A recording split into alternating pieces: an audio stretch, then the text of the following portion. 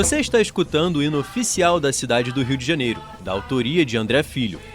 Essa, que é uma das marchinhas mais atemporais da história da música brasileira, foi feita no ano de 1934. E para você que está ouvindo o episódio de hoje, deve estar pensando, o que isso tem a ver com o tema de hoje? Eu explico. A cidade do Rio de Janeiro foi a que mais enviou jogadores para a seleção brasileira na Copa do Mundo de 1934. De fato, o Rio de Janeiro continua lindo, mas, naquela época, o nosso futebol estava no conflito entre o profissionalismo e o amadorismo. E já vocês vão ficar sabendo da seleção que fez uma campanha longe de ser maravilhosa nesse Mundial. Eu sou Breno França. E eu sou Carolina Coutinho. E vamos contar para você tudo o que rolou na Copa do Mundo de 1934. Em 1930, nascia a competição esportiva que ganhou corações e mentes em todos os cantos do planeta. Se hoje em dia brincamos com a expressão dos deuses do futebol, podemos considerar que Jules Rimet tenha sido o fundador dessa mitologia que consagrou grandes nomes na história desse esporte. Um torneio de caráter profissional, diferente das competições amadoras e de espírito esportivo organizadas pelo Comitê Olímpico Internacional a cada ano bissexto. A primeira Copa do Mundo, disputada no Uruguai, foi o torneio que despertou o interesse das nações pelo futebol ao redor do globo, ganhando mais notoriedade.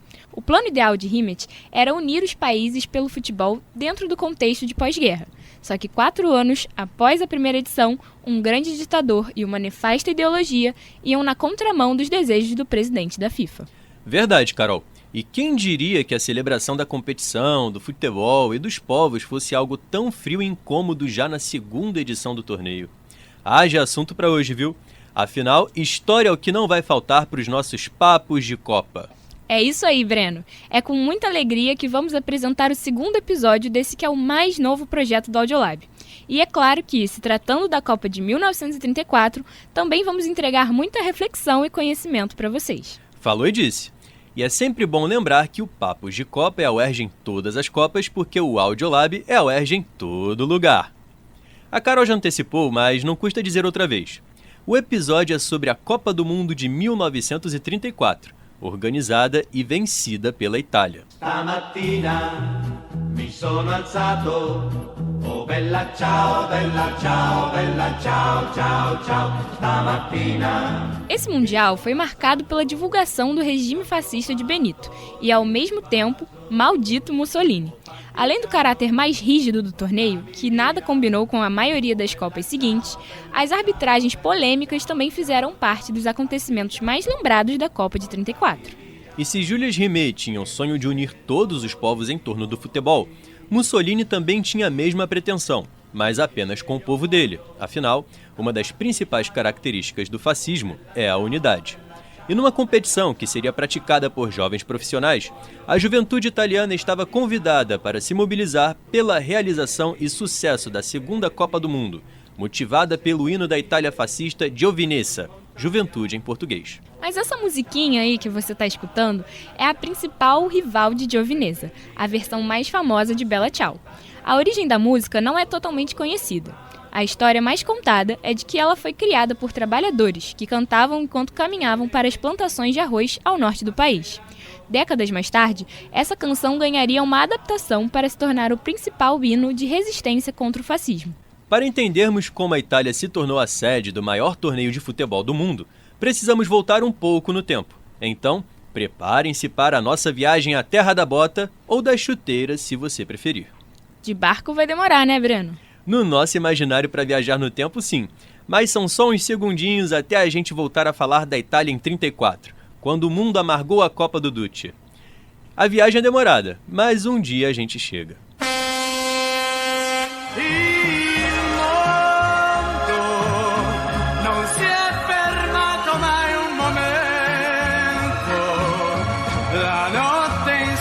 Sempre il giorno ed il giorno verrà. Então, quem começa a falar? Olha, eu gosto bastante de futebol e política, mas pode começar. Primeiras damas. O cavalheirismo é para combinar com a época. E isso tudo é pra ser a moda antiga ou é preguiça de começar? Ah, que é isso, Carol? Eu sou o cara da voz que não cansa, você tá ligada, né? Não foi isso que eu ouvi no gol do Rafinha naquele 5-4 contra o Benfica. Mas foi um jogo de 9 gols, né? Mas ainda bem que esse gol só tá na transmissão e não nos cortes. Mas tem outros cortes de mais gols que você pode acompanhar no nosso canal do YouTube, o Audiolab UERJ. Lá tem as narrações do Breno, do João, do Jonatas e do Júlio para vocês curtirem. Deem aquela força pra gente e se inscrevam no canal, que já vai ajudar bastante. Valeu pela força e pelo gancho para vender o nosso peixe, Carol. Nada, não precisa agradecer. Agora, bora voltar pra Itália dos anos 30? Se for só pra gente contar a história, beleza. É que a época não era tão boa assim pra se viver, pelo menos por lá, né? Pois é, e agora a gente vai entender o motivo. Aliás, falamos um pouco do Mussolini no início do episódio, mas você deve estar se perguntando, como que esse maluco assumiu o poder de toda a Itália? Exatamente, Carol. A ascensão do fascismo está completamente ligada ao momento de crise política e socioeconômica enfrentado pelos italianos na década de 10 e no início dos anos 20. Depois de ficar em cima do muro e de virar casaca para cima dos alemães durante a Primeira Guerra Mundial, o prejuízo ao país foi enorme, mesmo que tenha terminado no lado vencedor. A indústria italiana entrou numa crise desgraçada depois da guerra, e com isso os soldados sobreviventes não conseguiram buscar empregos. A Itália ainda se ferrou de verde, branco e vermelho quando viu que de nada adiantou fazer parte da Tríplice Entente, formada pela França, Grã-Bretanha e Rússia. Os caras queriam seus territórios como parte do combinado se vencessem a guerra, e o trio de ferro simplesmente deu de ombros. Pois é, mesmo que a situação tenha acabado em pizza para os italianos, dá para dizer que saíram de mãos vazias mesmo, e nem com a borda ficaram. O povão ficou pé da vida e aí ficou fácil para os grupos militares, nacionalistas, liberais e conservadores se destacarem na multidão. Essa turma aí foi fundamental para afrontar o socialismo, que também pedia passagem após o sucesso da Rússia na guerra e na Revolução de 1917.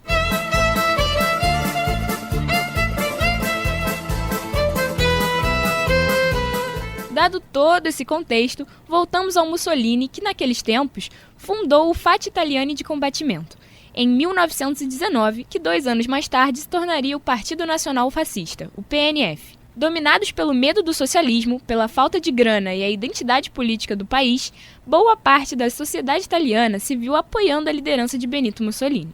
O fascismo tomou o poder na Marcha sobre Roma, quando milhares de fascistas foram em direção à capital do país para forçar a nomeação de Mussolini como primeiro-ministro da Itália por parte do então rei Vítor Emanuel III. Com o sucesso do futebol, a discussão sobre a realização de outra edição do torneio, além da de 30, não era nem pauta. A Copa seria disputada novamente, só restando saber o próximo país sede. Em 1929, a Itália organizou seu primeiro campeonato de dimensão nacional no calcio, que é como os italianos chamam o nosso amado futebol, que à época superou o ciclismo como o esporte mais favorito entre eles. O tirano Benito Mussolini percebeu a importância que o futebol ganhou nos últimos anos, vendo no Campeonato Mundial a oportunidade perfeita para fazer propaganda do seu regime fascista para o mundo. Ele pilhou tanto a ideia de sediar a Copa que trocou o presidente da Federação Italiana de Futebol.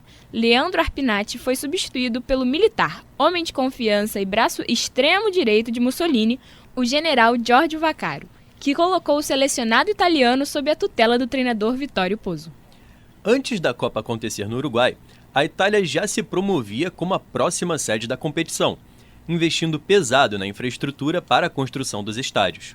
O futebol já tinha potencial lucrativo desde aqueles tempos, tanto é que logo depois a Suécia entrou na disputa para ser a anfitriã do torneio. E lá, a FIFA teria que decidir entre os dois países, mas os suecos desistiram sob a justificativa de que seria difícil o país bancar a Copa, faltava grana. Com isso, a Itália estava confirmada para receber a edição de 34.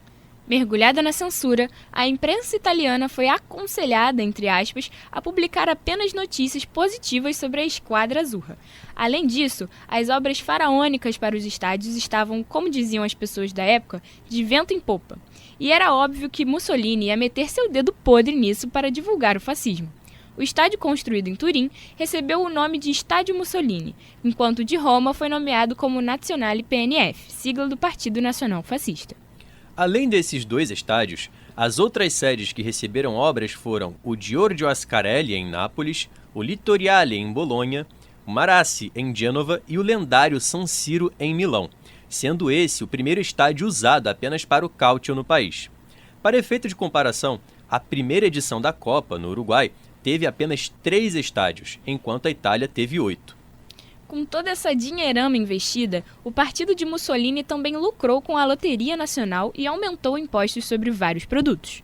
A empolgação com o Mundial era grande, já que o Comitê Olímpico Internacional excluiu o futebol dos Jogos Olímpicos de Los Angeles em 1932, por não considerá-lo mais como um esporte amador.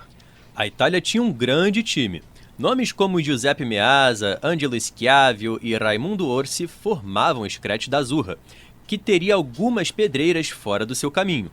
O Uruguai ficou chateadinho e se recusou a viajar para a casa do Faixa e Caixa Prégua, porque alguns dos principais selecionados europeus o boicotaram como sede em 30. Os ingleses, inventores do futebol, também não quiseram participar da Copa, por considerá-la irrelevante para definir qual era a melhor seleção do mundo. Hoje em dia, os caras só têm uma Copa e várias pipocadas, né? O mundo gira e inglês vacilão roda.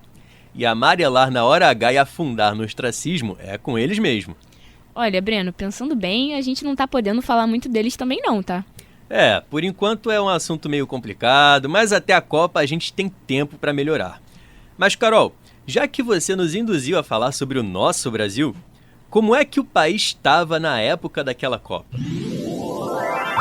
Brasil! Breno, se a gente já fica triste pensando na nossa seleção atual, imagina que era 10 vezes pior para aqueles que assistiram às primeiras Copas. O Brasil ia mal das pernas dentro e fora de campo. Isso porque os ares do fascismo não se limitaram à Europa. E como diz o ditado, vento que venta lá, venta cá.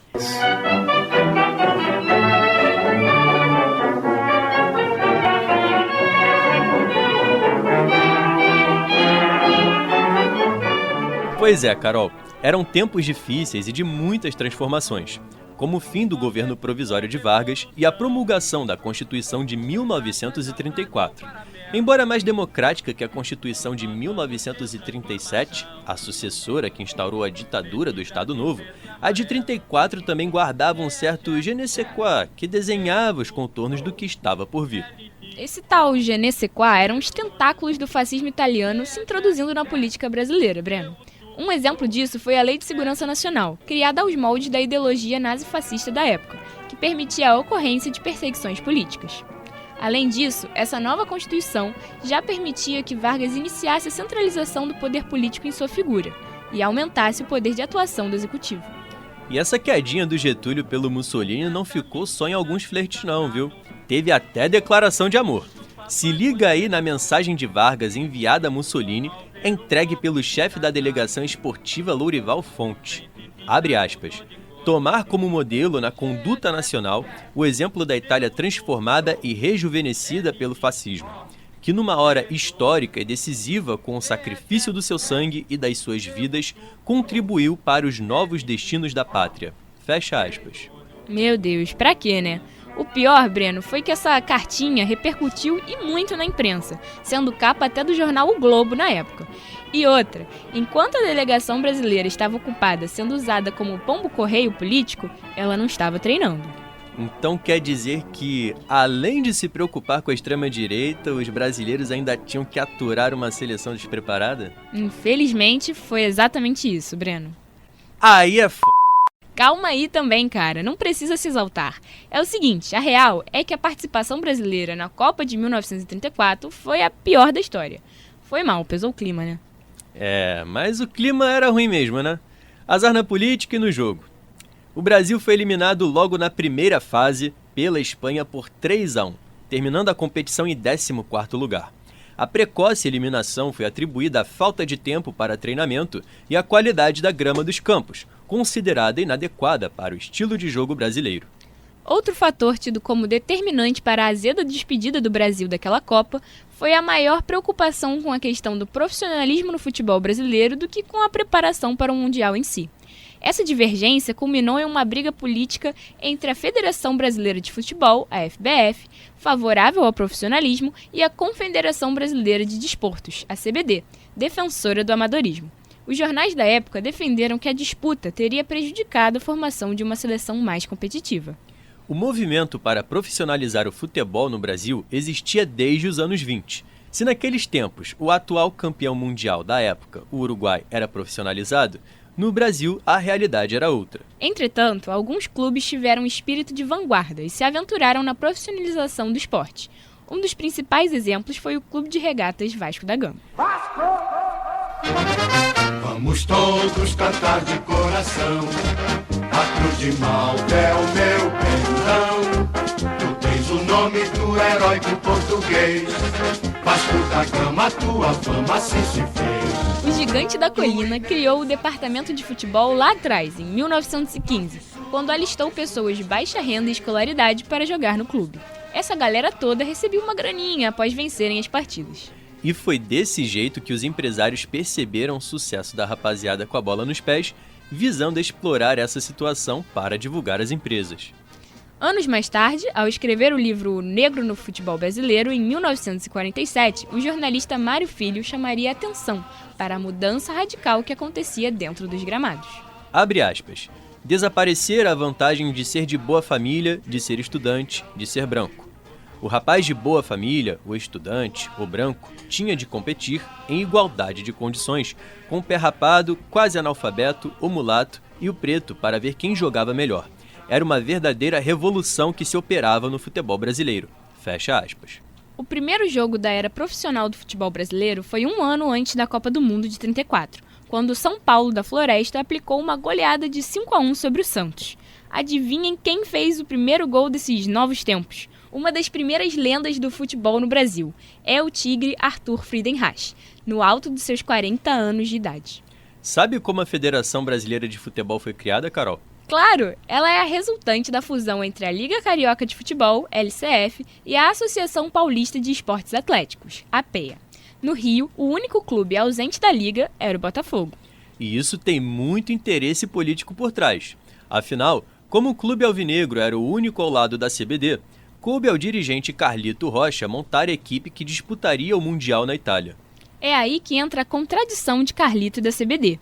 O gestor do Botafogo se deu conta de que para convocar os melhores jogadores era necessário pagá-los. Um pouco de profissionalismo no mar do amadorismo dentro da seleção brasileira. Só que isso só foi até a página 2, Carol. Os contratos seriam válidos apenas para o mês de disputa da Copa do Mundo. E os clubes não gostaram nada disso. Inclusive, a FBF ameaçou desfiliar para sempre os clubes que aceitassem esse acordo.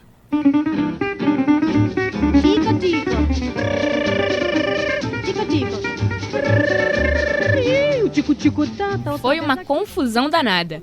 O Palestra Itália, atual Palmeiras, chegou até a esconder seus jogadores. Para vocês terem uma ideia do caos, o Palestra escondeu todo o time e seu craque, Romeu Pelliciari, numa fazenda longe da cidade de São Paulo. Os capangas que faziam a guarda dos atletas estavam armados e recebiam ordens de atirar em qualquer um que se aproximasse por lá. O único clube que aceitou a oferta de Carlito foi o São Paulo da Floresta, liberando 4 jogadores, Valdemar de Brito, Silvio Hoffmann, Luizinho e Armandinho. No Rio, o Vasco aceitou liberar Tinoco, Leônidas da Silva, Átila e o goleiro Rei. Porém, o arqueiro preferiu não disputar a Copa, mesmo com um adiantamento de 20 contos de réis, valor 6 vezes maior que o salário de um operário por ano. Se ele não quis defender as bolas que iriam na sua direção, fez questão de segurar bem a grana, demorou até demais para devolver o dinheiro.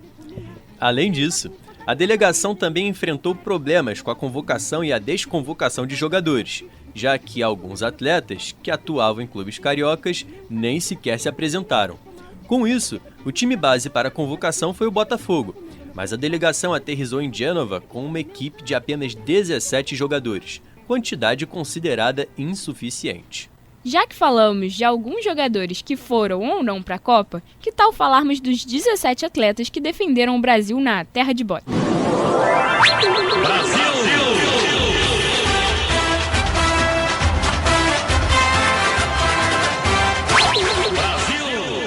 Bora dar uma pausa e beber uma água. Eu convido um dos nossos craques no time de repórteres do Audiolab para anunciar a convocação da seleção brasileira pro Mundial de 34.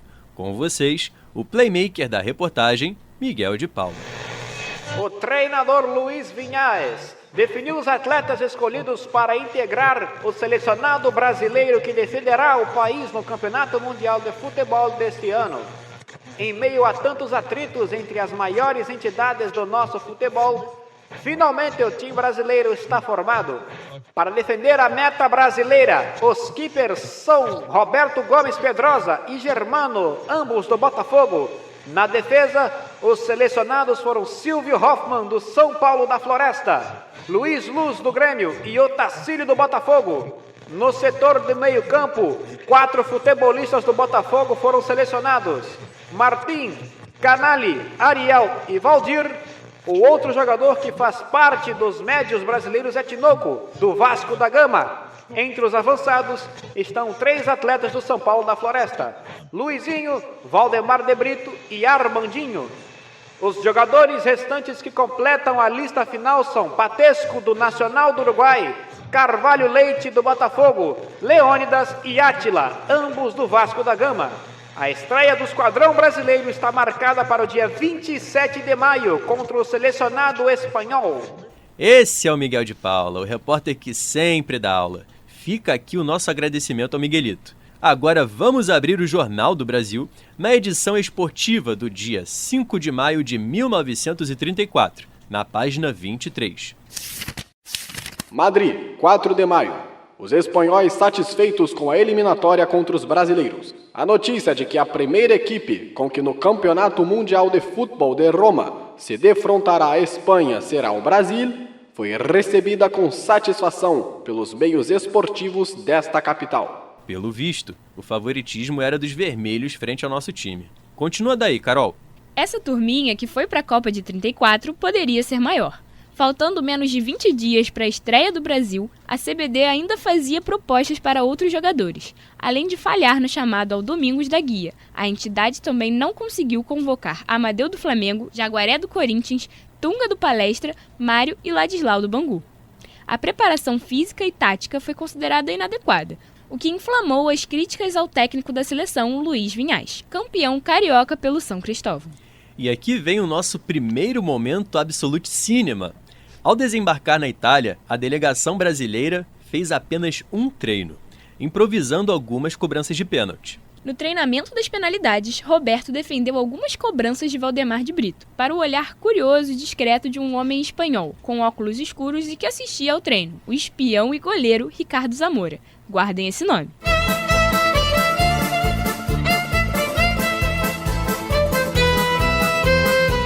E como se já não fosse polêmica o suficiente para uma única Copa, ainda quiseram mexer no regulamento, acredita? Os caras quiseram mesmo tacar fogo no parquinho, ou seria no gramado. Enfim, a questão é que fizeram mudanças significativas no regulamento do torneio, a exemplo da fase final, que foi inteiramente disputada em formato de mata-mata, desde as oitavas de final. Por isso, não houve fase de grupos como na Copa de 30. Outra curiosidade daquele ano foi que essa foi a única Copa da história em que a seleção do país sede precisou se qualificar por meio da disputa das eliminatórias. E logo na vez do todo-poderoso Mussolini de ser o anfitrião, hein? Ele não deve ter ficado muito contente, né, Carol?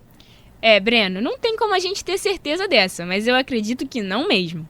Porém, sabe de alguém que eu tenho certeza que não ficou feliz? O Uruguai. Foi a primeira vez que um campeão do mundo não defendeu o título.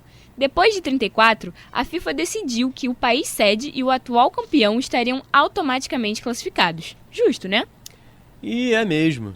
E esse daí, como explicamos anteriormente, ficou pé da vida e se recusou a participar, assim como a Inglaterra, que também não desceu para o play. Falando dos excluídos, essa Copa foi praticamente uma Nations League, porque apenas 4 das 16 seleções participantes não eram de países europeus. Eram elas Estados Unidos, Argentina, Brasil e Egito, que aliás foi o primeiro país africano a participar de uma Copa do Mundo. E para piorar, nenhuma das 4 nem sequer passou para as quartas de final. Além disso, você deve estar estranhando um número tão baixo de seleções competidoras, né? Então, é o seguinte, 34 seleções solicitaram a participação no torneio, mas apenas 16 foram selecionadas para a fase final na Itália. Nela, as 16 seleções foram emparelhadas em 8 chaves, com jogos únicos e eliminatórios. Em caso de empate, haveria prorrogação e, persistindo a igualdade, uma partida de desempate no dia seguinte.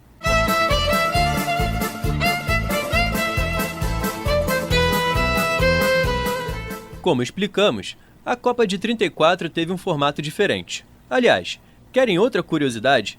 Esse Mundial e o de 38 são os únicos na história a serem realizados a partir da fase de mata-mata.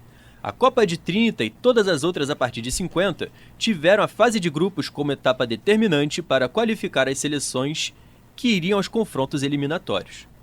Na partida inaugural da Copa, os donos da casa mostraram toda a sua força contra os norte-americanos. A seleção dos Estados Unidos da América vinha de um honroso terceiro lugar no primeiro torneio, mas também se modificou muito ao longo de 4 anos.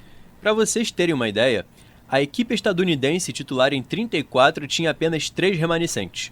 O lateral esquerdo George Moorhouse, o meia de origem portuguesa Adelino William Billy Gonçalves e o atacante Thomas Flore.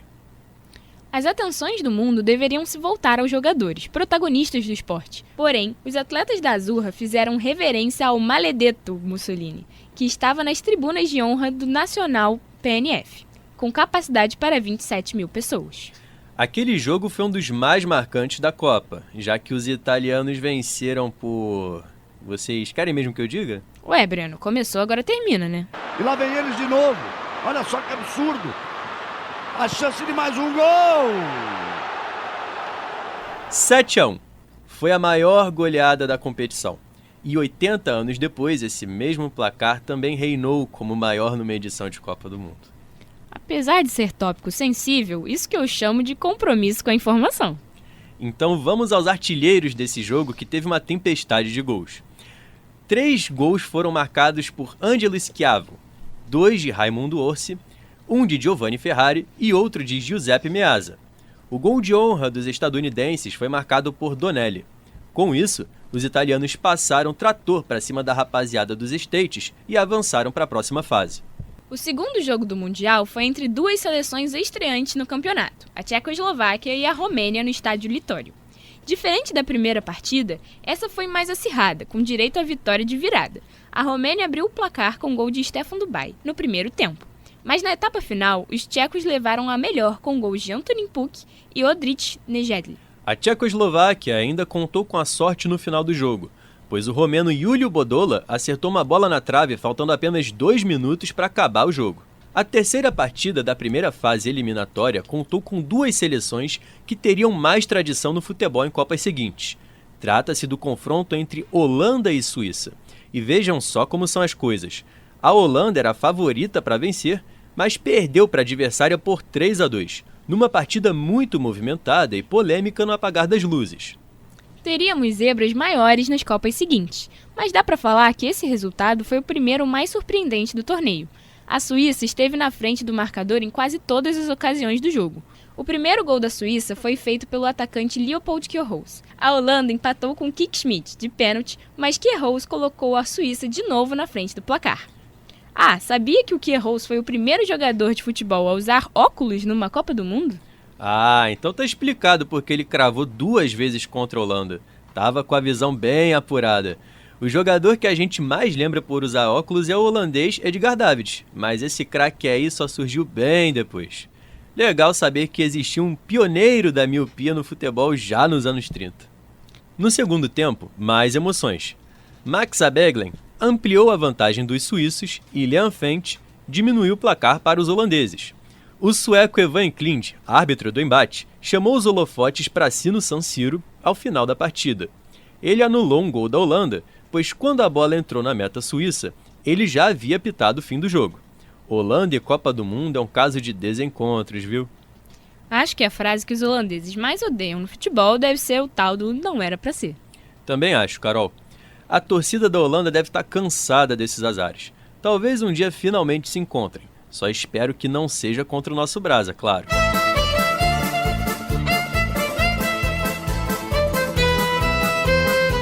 E por falar no Brasil, Breno, aconteceu uma coisa chata em Gênova, hein?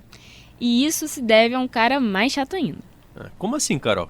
Já já vocês vão entender. Na primeira e última partida do Brasil nesse Mundial, mal vimos a cor da bola contra os espanhóis nos primeiros 30 minutos de jogo. Parece que o início apático do Brasil já era um resultado ruim da péssima preparação e organização do time para o torneio. Os caras tomaram 3 gols em meia hora. Aí complicou geral para o batalhão. José Iraragorri fez 2 gols, sendo o primeiro de pênalti. Lá na Espanha, o apelido do jogador era Chato. Sim, isso mesmo, não tô falando que ele tinha um apelido chato, ele realmente era chamado assim. Para completar a quase goleada no primeiro tempo, Isidro Langara fez o terceiro gol. E depois de deitar em berço esplêndido por 45 minutos, o Brasil se ligou que estava jogando uma Copa do Mundo e acordou para o jogo. Aos 10 do segundo tempo, Leônidas diminuiu a vantagem dos espanhóis. E poucos minutos depois, Luizinho marcou o segundo gol, que comandaria a reação brasileira em busca do empate se não fosse pelo senhor juiz e alemão Alfred Birlen, que anulou o lance. E na Blitz brasileira, pressionando a Espanha a todo momento, rolou um pênalti pra gente. Uma pena que o desfecho dessa história não tenha sido tão legal. Nem só de momentos felizes vivemos no futebol, e a narração faz parte disso. A gente promete que no próximo roteiro que eu ou o Breno fizermos, você vai narrar um lance mais feliz. O homem já tá calejado em narrar pênalti perdido. Virou um dos primeiros memes e piadas internas do Escola de Narradores lá na última Copa do Mundo, quando a gente estava narrando os nossos primeiros jogos na vida. O cara já narrou pênalti perdido do Messi, as tristes cobranças de Rodrigo e Marquinhos que nos eliminaram frente à Croácia e a decisão por pênalti da melhor final da história das Copas do Mundo. Júlio, eu sei que você aguenta narrar mais um penal mal batido com aquela narração top que só o nosso Impera faz. 17 minutos da etapa complementar e o time brasileiro é superado pelo sketch espanhol pelo placar de 3-1. El Chato Iragorri marcou 2 vezes para os espanhóis e Langara completou a contagem da primeira etapa. Leônidas descontou para os brasileiros no início deste segundo tempo de partida. Aldemar avança e é derrubado por Ciriaco dentro da área. E o juiz germânico Alfred Birlen aponta para a marca fatal. No estádio de Gênova, o Brasil tem a oportunidade de diminuir o placar. O avançado Valdemar tem a oportunidade de diminuir o marcador. Ele, que desperdiçou uma cobrança na última sessão de treinamento, pode recolocar o time brasileiro na partida. No gol posicionado o grande Zamora, o grande astro da seleção espanhola. Vai Valdemar na bola no canto esquerdo, Zamora faz a defesa para o time espanhol.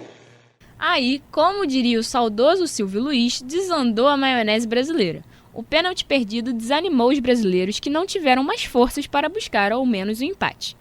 3 para a Espanha, 1 para o Brasil. E estávamos eliminados daquela Copa com a pior campanha da nossa história até hoje. Difícil ser superada, né, Carol?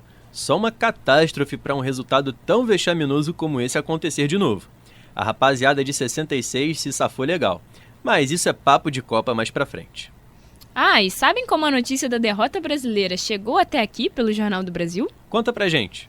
Descreveram os acontecimentos da partida só até o gol brasileiro. Nem sequer citaram o pênalti perdido de Valdemar Brito, defendido por Zamora.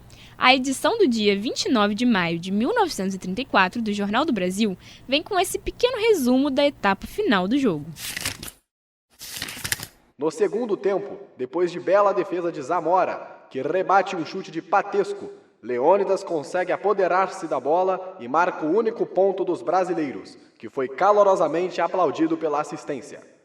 4 minutos depois, o Brasil marca mais um gol, que foi, entretanto, anulado pelo árbitro. O resto da partida desenvolveu sem nova alteração da contagem. O quinto jogo das oitavas de final foi de uma futura potência no futebol mundial. A Alemanha passeou pelos gramados de Florença e goleou os belgas pelo placar de 5-2. Alemães saíram na frente com o atacante Kobieski, mas Bernard Voorhoff marcou um doblete e virou o jogo para a Bélgica ainda no primeiro tempo. E quando tudo parecia dar certo para os Diabos Vermelhos, a Alemanha virou um rolo compressor que esmagou qualquer esperança belga de classificação. Otto Siffling fez o gol de empate e Edmund Konen marcou um hat-trick para sacramentar a goleada impiedosa. Esse jogo teve um episódio tão triste quanto o da partida de estreia. Conta aí, Carol. Assim como os jogadores italianos faziam a saudação fascista para Mussolini, os alemães fizeram a mesma coisa. A Alemanha era governada pelo ditador Adolf Hitler, que anos mais tarde seria aliado de Mussolini na Segunda Guerra Mundial, que fez o nazifascismo ganhar força durante boa parte daquele período. Se a Copa de 34 foi um pesadelo para nós, Para os hermanos argentinos também não foi diferente. Mas, ironicamente, os rumos do futebol brasileiro e argentino estavam em caminhos contrários naquela década. Que coisa, né, Breno? Enquanto o Brasil estava afundado no amadorismo, os grandes clubes argentinos começaram a era do profissionalismo no país. Uma associação de futebol foi fundada na Argentina sem a tutela ou chancela da FIFA. Em vez dos caras mostrarem todo o profissionalismo pro mundo, deixaram todos os vice-campeões de 30 pela Argentina mesmo. A Albiceleste foi para a Copa apenas com jogadores amadores, e mesmo assim deram um baita trabalho para os suecos. A Argentina saiu na frente do placar com Ernesto Belis. A Suécia empatou ainda no primeiro tempo com Sven Johnson. No segundo tempo, os argentinos saíram na frente novamente. Desta vez, o avançado Alberto Galateio desempatou o placar. Na metade final da segunda etapa, a Suécia conseguiu virar o jogo, com mais um gol de Jonasson e outro de Nutkron, classificando os vikings para as quartas de final. Foi um resultado maravilhoso para o time europeu, mas esse adjetivo também pode ser aplicado para a equipe da Áustria. O elenco austríaco tinha grandes craques da década de 30, como Anton Schall, Josef Bican e Matthias Sindelar.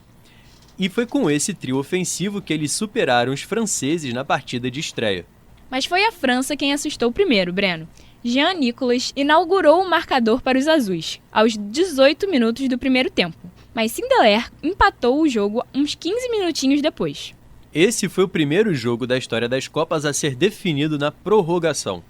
No primeiro tempo extra, Anton Schall virou o jogo para a Áustria e Josef Bican, no início dos últimos 15 minutos de jogo, aumentou a vantagem do Van der Team. A França ainda teve um pênalti no finalzinho do jogo com Verriest convertendo a cobrança, mas já era tarde demais para qualquer reação do time adversário. Quem dera se eu tivesse narrado esse jogo. O último que eles fizeram pela Eurocopa de 2024 foi bem fraco. Quer um jogo legal, então? A primeira fase da Copa de 34 terminou com fortes emoções para os húngaros e egípcios. A partida foi eletrizante e teve um primeiro tempo de 4 gols. Telek e Dzsatold abriram o placar para a Hungria aos 7 e aos 18 minutos. Se naquela época ainda era muito cedo para contar com os deuses do futebol, que ainda nem eram nascidos, sobrou para os deuses egípcios darem uma mãozinha para a equipe africana, que empatou o jogo com 2 gols de Abdel Fauzi. No segundo tempo, só a Hungria marcou. Gianno Vinci e Told, mais uma vez, marcaram os tentos que definiram a passagem da fase da Hungria e a eliminação do Egito. Com as seleções já classificadas para a próxima fase, as quartas de final entregaram aquele que seria um dos grandes clássicos do futebol mundial no futuro. Itália e Espanha em dose dupla, de jogos e de polêmicas de arbitragem. Mas esse jogo a gente deixa para daqui a pouco, Carol. Bora falar das outras partidas que também contaram com países que viriam a ser grandes potências no planeta bola. Ah, e já estava quase esquecendo de falar. Quando você falou do confronto Itália-Espanha, como torcedores e amantes do futebol, a gente pode dizer até que a gente teve sorte, já que os adversários e até mesmo os árbitros das quartas de finais foram definidos por sorteio.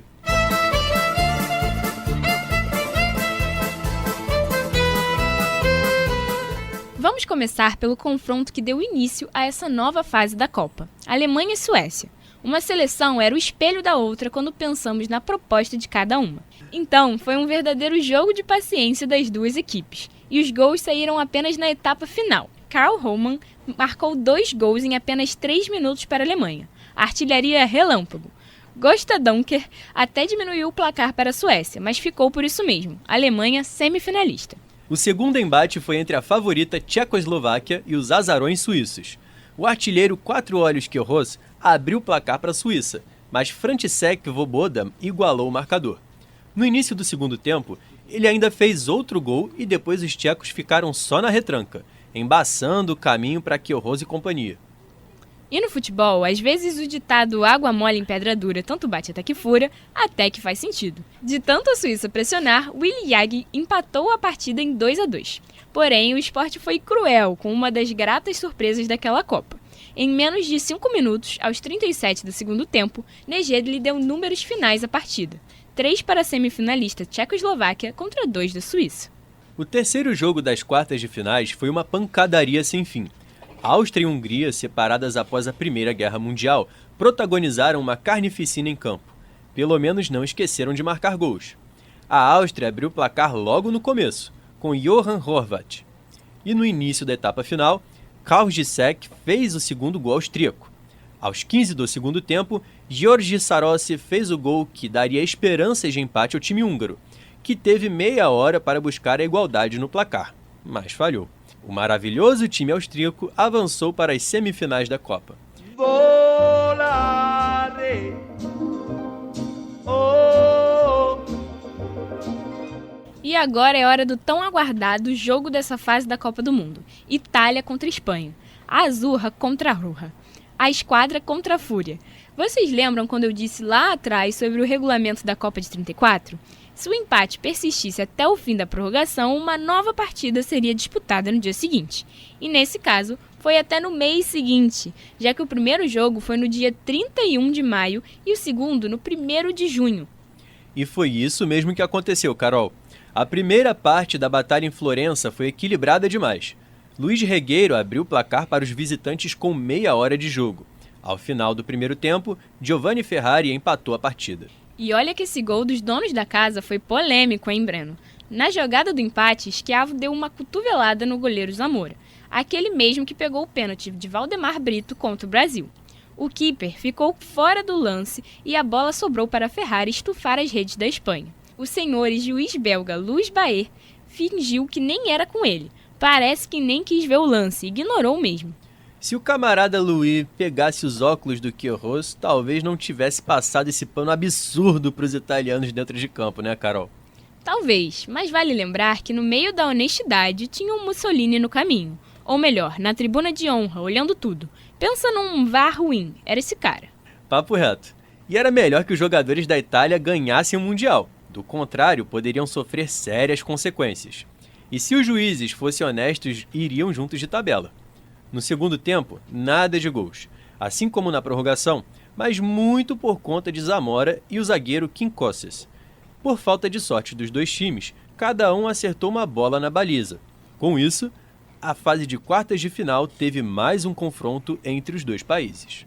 No dia seguinte, italianos e espanhóis voltaram a se enfrentar na mesma cidade e no mesmo estádio.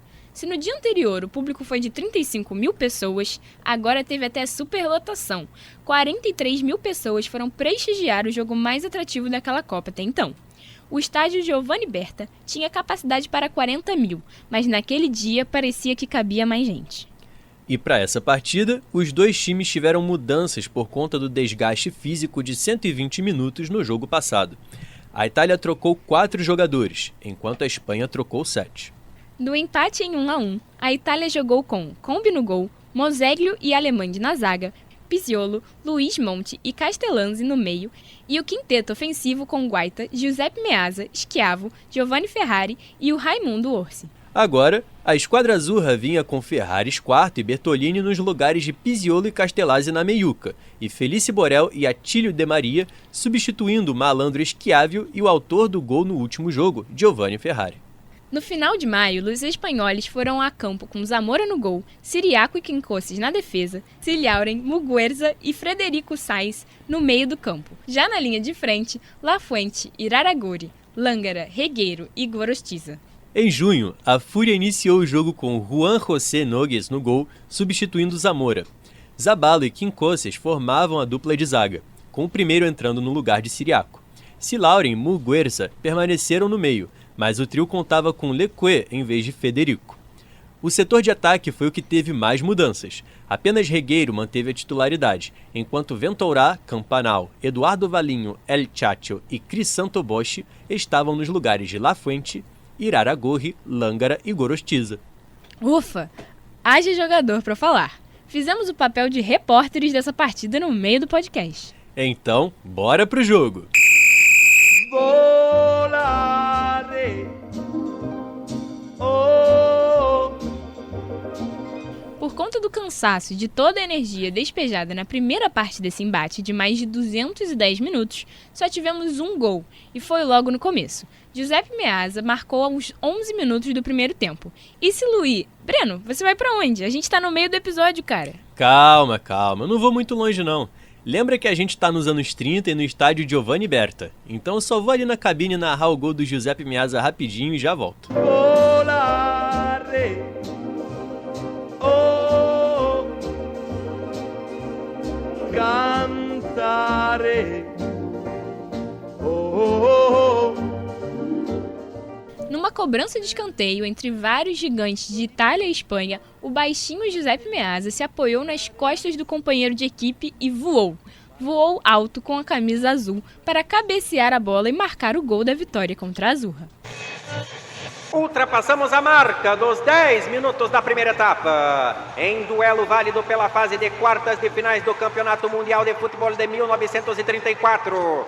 Itália e Espanha almejam uma vaga nas semifinais. E é córner para o selecionado italiano. Raimundo Orsi na cobrança, colocando a bola no quarto de círculo. O árbitro da partida, René Mercier, autoriza a cobrança.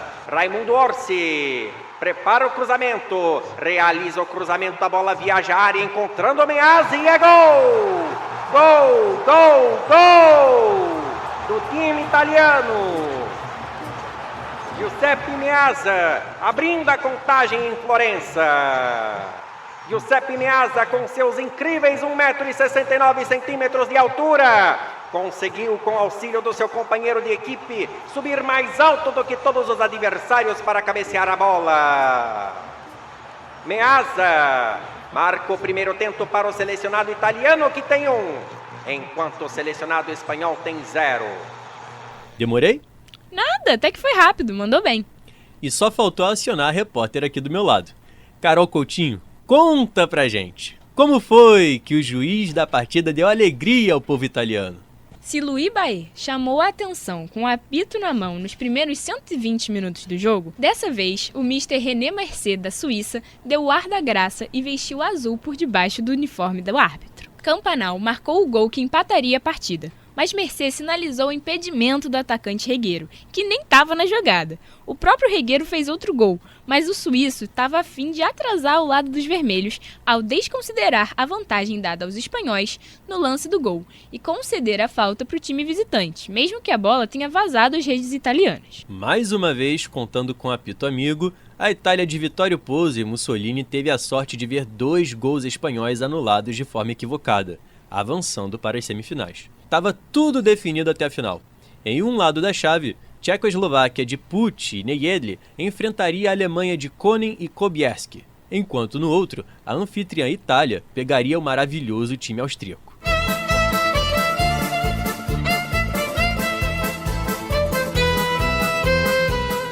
Os últimos 4 jogos dessa Copa foram muito polêmicos. Isso porque os espertinhos italianos nem tentaram esconder certas falcatruas.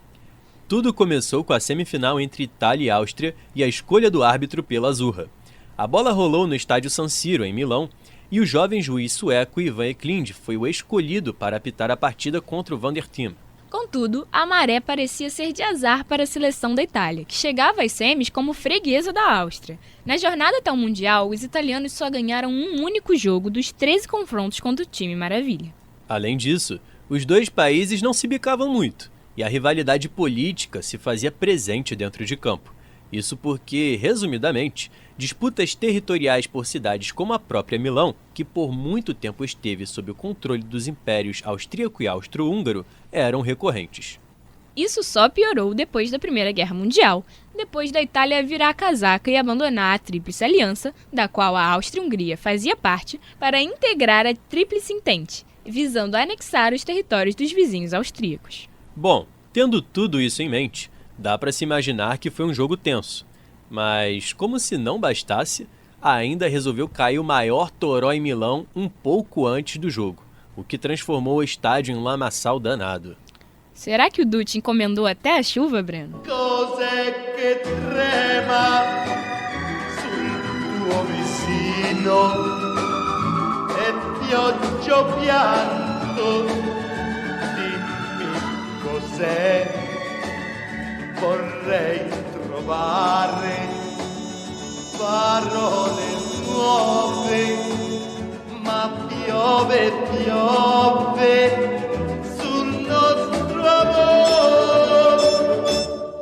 Isso eu já não sei, mas a verdade é que o temporal acabou favorecendo o jogo físico da Itália e prejudicando a estratégia de um jogo de passes e mais individual dos austríacos. A bola rolou e algumas vezes atolou. E logo aos 19 minutos de jogo, a Itália marcou o gol decisivo.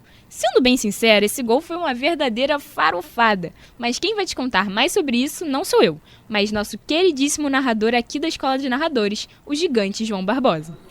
São exatos 19 minutos do primeiro tempo do Torneio Mundial de Futebol. Por enquanto, o placar da partida anuncia o 0-0, mas tem a esquadra azzurra no ataque. A Itália permanece agora com Guaita.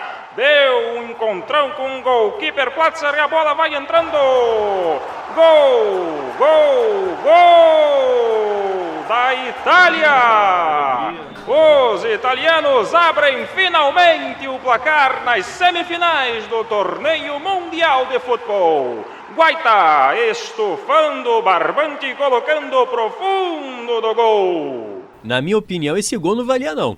Esse atropelamento aí era pra falta, seu juiz. É, amigo, na sua e na de muitas outras pessoas. Inclusive, guarde o nome dele, que vai ser importante mais à frente. Mas o fato é que aconteceu, e a Áustria, depois dessa, ficou bem apagadinha.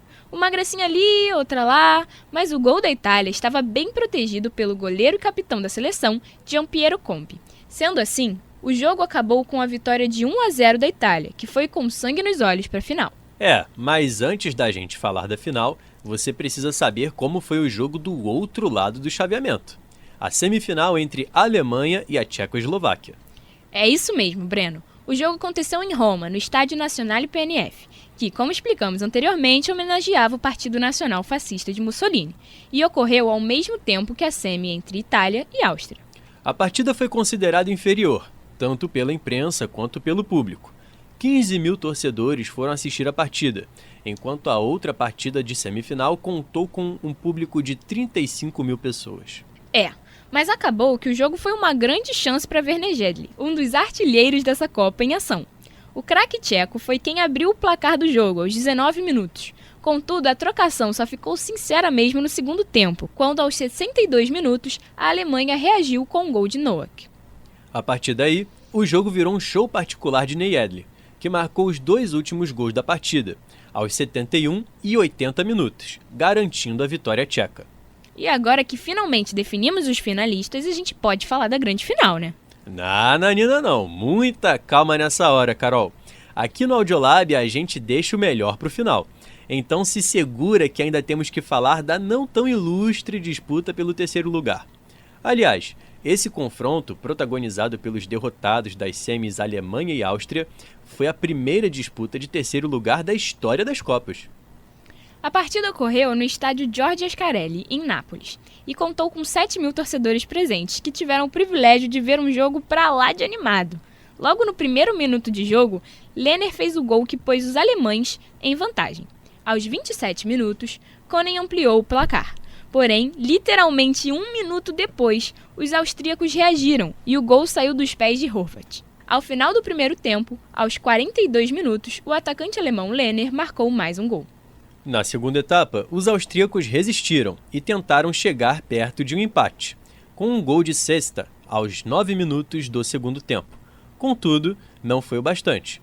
Os alemães levaram a melhor, ou terceira melhor, e ganharam a partida, levando sua jornada nessa Copa em terceiro lugar.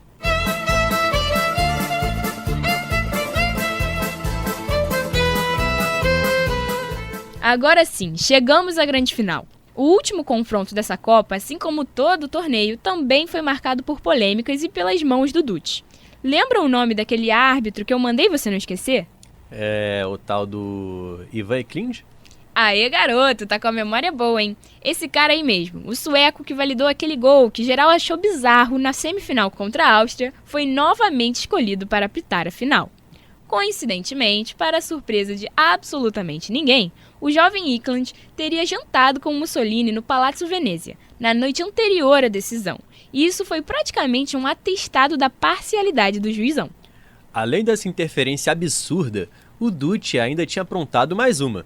Antes de cada jogo, durante todo o torneio, Mussolini enviou bilhetes de incentivo aos jogadores e à comissão técnica italiana, com o slogan fascista de Vitória ou Morte, escrito a próprio punho. Enfim, a chapa estava quente para os italianos, mas não era só no sentido figurado não. No dia 10 de junho de 1934, as temperaturas atingiram a casa dos 40 graus. Mesmo assim, a bola rolou em Roma, no Estádio Nacional PNF. E como em todos os jogos, Benito estava presente nas tribunas para assistir à grande final entre Itália e Tchecoslováquia, junto a um público de mais de 50 mil torcedores.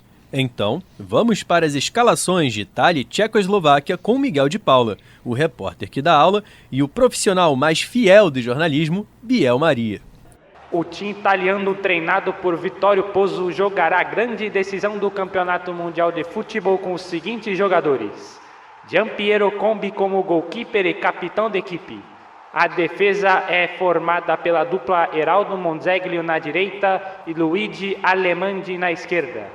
O trio de médios da esquadra azzurra vem com Attilio Ferraris quarto pela direita, Luiz Monti no centro e Luigi Bertolini na esquerda.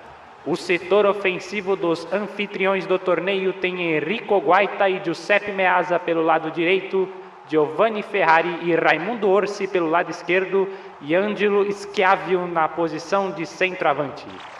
O selecionado tcheco, comandado por Karel Petru, vem com o goalkeeper e capitão Planica. Ladislav Zenisek e Josef Kitroki fecham a zaga. Os três atletas que formam o meio-campo são Josef Kostalek pela esquerda, Rudolf Karsil pela direita e Stefan Kambal no centro. O quinteto do ataque tcheco tem František Junek e František Voboda no flanco esquerdo, Antoni Pucci e Oldrich Nejedli pelo direito e Jori Sobotka como centroavante. Na primeira metade do primeiro tempo, o jogador tcheco Antonín Pucci saiu carregado do gramado, sentindo fortes dores, mal conseguindo andar. Além disso, devido às entradas impiedosas dos italianos no seu tornozelo, Voboda também acabou se machucando e passou o restante da partida mancando. O primeiro tempo ficou no 0-0 e a coisa parecia feia para os tchecos. Os italianos já festejavam no estádio por estarem jogando com um a mais.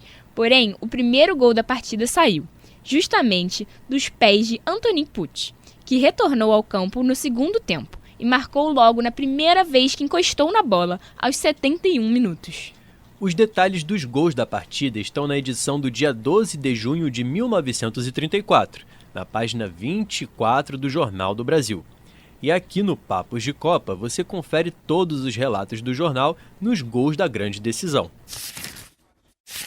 Surgiu, porém, o avançado Sobotka, que arrebatando a pelota, deu excelente passe para Pucci. Este, atirando verdadeiro tiro de canhão, a meia altura, aninhou a pelota nas redes guardadas por Combi. O arqueiro italiano ainda se atirou na direção da bola, procurando curvar-lhe a trajetória. Foi, porém, esforço vão. Estava assim conquistando o primeiro ponto da tarde, que dava apreciável vantagem aos boêmios. Quem te transporta diretamente para esse momento histórico é mais um dos nossos grandes narradores do Audiolab, o queridíssimo Jonatas Rocha. Final da Copa do Mundo de 1934, a final em Roma. Selecionado da Itália contra o selecionado da Tchecoslováquia. E lá vem a Tchecoslováquia no ataque. Sobotka faz o passe para Antonín Pucci. Ele recebe no bico da grande área, chutou no canto. Gol, gol, gol, gol do selecionado da Tchecoslováquia. 2 minutos depois do lance, a Tchecoslováquia chegou a acertar a trave e os italianos presentes no estádio se calaram. Para o desespero do Duce, a festa em homenagem ao fascismo parecia ter virado um enterro.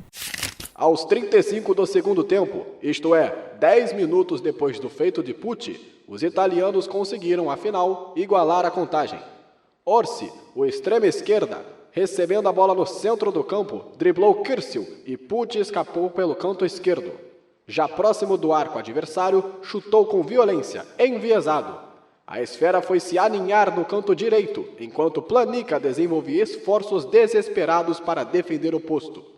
Até que, aos 81 minutos, Raimundo Orsi resolveu provar que a esperança, realmente, é a última que morre. Conta pra gente como foi, Jonatas. E vem o selecionado italiano. Ferrari mata a bola no peito e toca para Orsi. Ele engana a marcação, girou para cima do adversário, arrematou com a perna esquerda. Gol, gol, gol, gol do selecionado italiano. Orsi empatando a partida. Ele recebeu, enganou a marcação, arrematou com a perna esquerda. O goleiro Planica se esticou, chegou a raspar a bola com a ponta dos dedos, mas não conseguiu impedi-la de balançar a rede. 1 para a Itália, 1 para a Tchecoslováquia. O gol do empate, então, chegou para acalmar os nervos dos Azzurri, que a essa altura do campeonato já deviam estar perdendo a cabeça, entendeu, né? Vitória ou morte, perdendo a cabeça. Deixa pra lá. Foi ruim mesmo a piada. Amigo, bastante. Mas enfim, acabou que a Itália conseguiu segurar a onda e a partida foi para prorrogação. A tensão era grande durante a espera, até o início da prorrogação, mas foi nesse momento que Pozzo, técnico italiano, teve as grandes ideias que mudaram o rumo daquela partida. Ele mandou Schiavo e Henrique Guaita trocarem de posição durante o jogo, para confundir a marcação adversária e abrir espaços para infiltração. Além disso, o técnico resolveu se enfiar ao lado do gol tcheco, para poder comunicar melhor as suas orientações aos atacantes. Na época, ainda não tinha a área técnica que conhecemos hoje em dia. Os italianos tiveram a iniciativa dos ataques, realizando rigorosa investida pelo centro.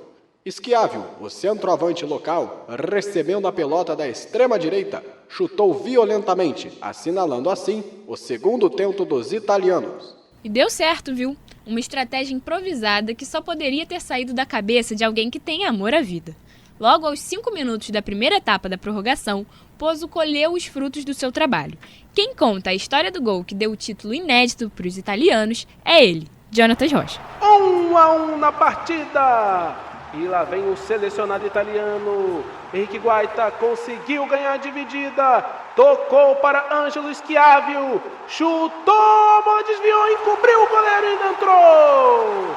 Gol, gol, gol, gol, gol do selecionado italiano.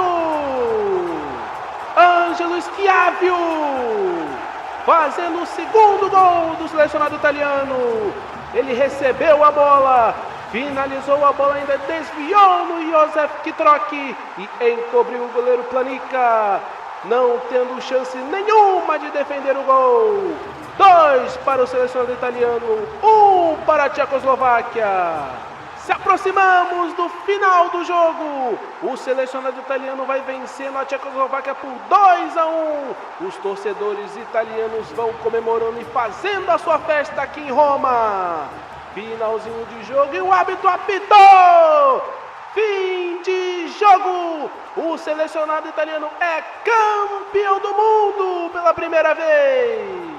Contudo, os momentos seguintes ao gol da vitória foram dramáticos. Isso porque, ao chutar a gol, o atacante Schiavio acabou desmaiando e precisou ser reanimado em campo por Pozzo e Meazza, que chegaram a literalmente estapear o companheiro de equipe.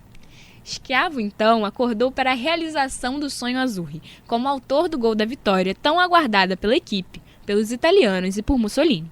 O calor e a exaustão castigaram a todos em campo. Os tchecos não conseguiram mais reagir e a Itália pôde pela primeira vez soltar o grito de campeã do mundo.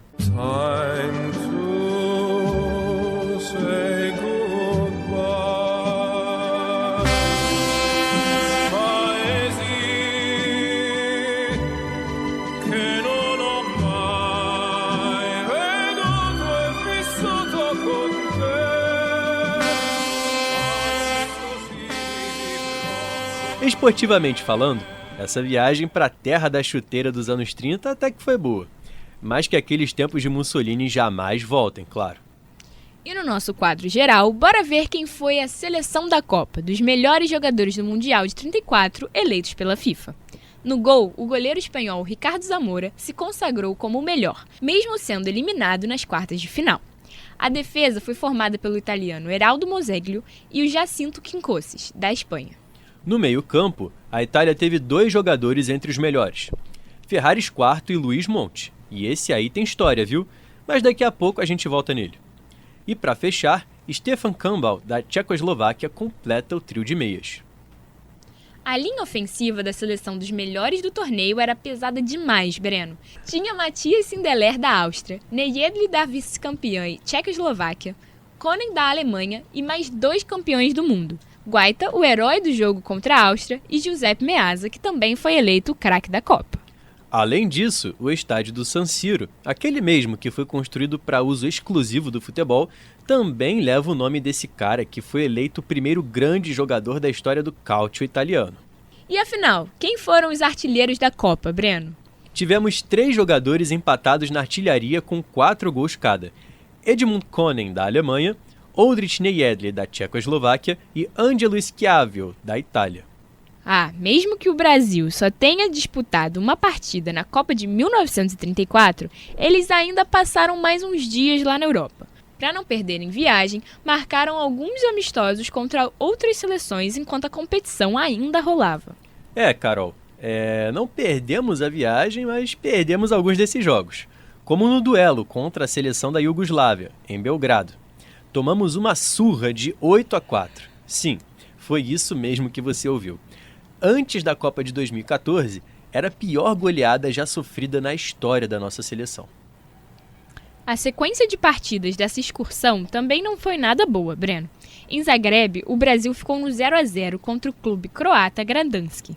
Depois, o Brasil ainda viajou para a Espanha para fazer 2 jogos contra a seleção da Catalunha. Perdeu o primeiro jogo por 2-1 e empatou o outro em 2-2. Além de empatar com a seleção catalã, também empatou com o clube catalão, o Barcelona. A seleção, que ainda jogava de uniforme branco à época, empatou com os blaugranas em 4-4. A próxima partida seria aquela que finalmente o time brasileiro venceria. Goleada de 4-1 para cima do combinado formado por atletas do Benfica e belenenses de Portugal. Os clubes da famosa Guiana brasileira foram fregueses para nossa seleção. Guiana brasileira? O Sporting também perdeu para a gente, pelo placar de 6-1. Apenas um Tuga empatou conosco e foi Porto, num 0-0. O ciclo para a Copa de 1938 contou com apenas 2 jogos, mas a gente vai deixar para falar disso no nosso próximo Papos de Copa. Por enquanto, vamos continuar falando da Terra da Bota.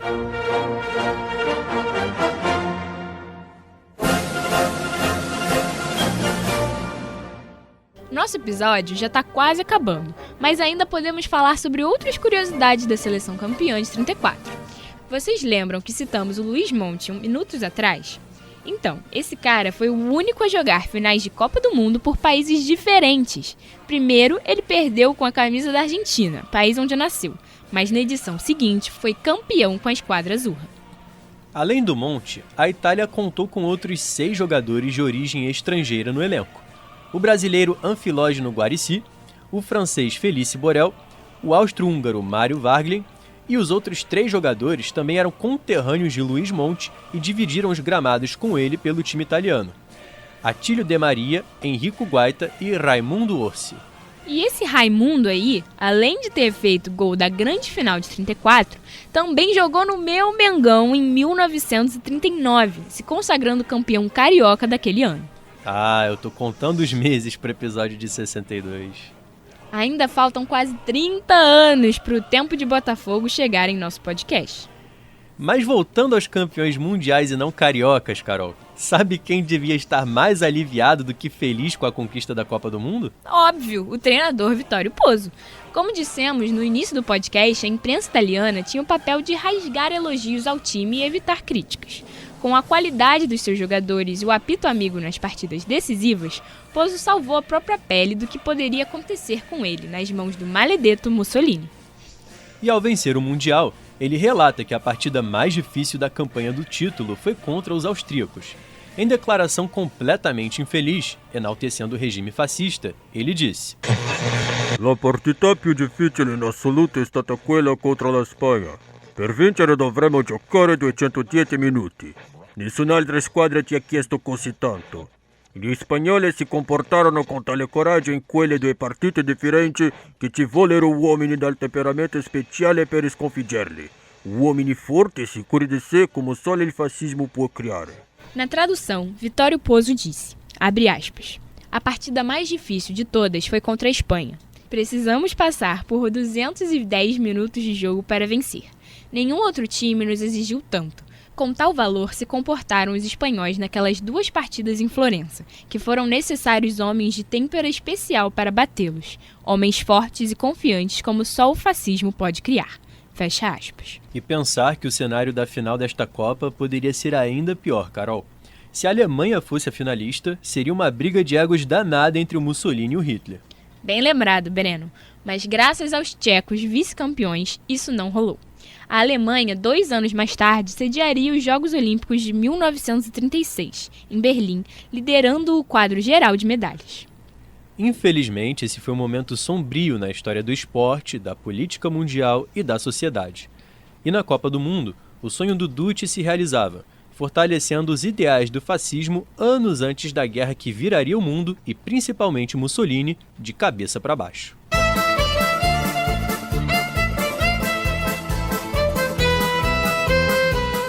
Bom, parece que não há muito mais para ser dito, né? Olha, foi muita coisa mesmo. Falamos de Getúlio Vargas, futebol carioca, futebol paulista, amadorismo, profissionalismo, fascismo, Benito Mussolini, atacante que usava óculos, polêmicas de arbitragem. Eu confesso que não esperava trazer tantos temas quando fizemos esse roteiro aqui, cara. A edição de 34, feita num país que vivia uma ditadura, em nada combinava com o sonho de Jules Rimet em reunir diferentes povos em torno do futebol. O fascismo excluía, perseguia e matava. É triste pensar que governos autoritários e totalitários se apossaram do nosso amado esporte para manipular as massas e promover suas ideologias lastimáveis. Seja por interesses políticos ou econômicos, o futebol passou por isso novamente em algumas edições seguintes. Mas, especialmente em 34, o mundo amargou a Copa do Duce.